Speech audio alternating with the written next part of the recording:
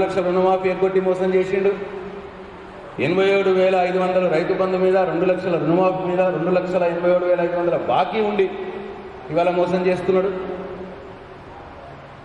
జిలుగు 1,150 రూపాయలు ఉన్నది 2,140 రూపాయలు వేసి అట్లా పెంచి అట్లా మోసం చేస్తున్నాడు. అట్లనే మేము అధికారంలో ఉన్నప్పుడు రాయితీ మీద విత్తనాలు ఇచ్చేవాళ్ళం. మక్కలకు కానీ ఇట్లా వివిధ పంటలకు రాయితీ మీద విత్తనాలు ఇచ్చేవాళ్ళం.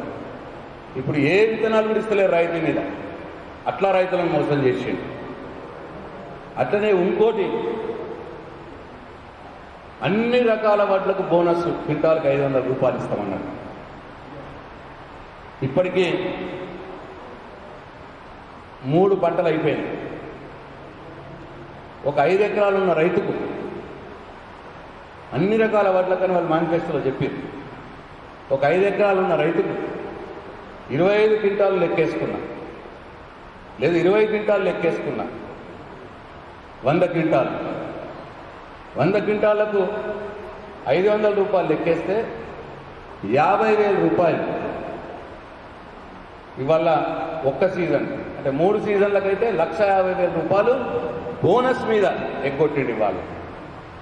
2,87,000 రూపాయలు ఇంతకుముందు లెక్క చెప్పిన, అంటే 87,500 రైతు బంధు, 2 లక్షల రూపాయలు రుణమాఫీ, 1,50,000 రూపాయల వడ్ల బోనస్ మీద.